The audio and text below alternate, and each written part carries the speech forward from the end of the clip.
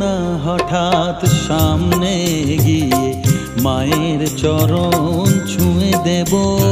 ভেবো না হঠাৎ সামনে গিয়ে মায়ের চরণ ছুঁয়ে দেব। দূর থেকে শুধু চোখের জলেতে মার রাঙা পা ধুয়ে দেব।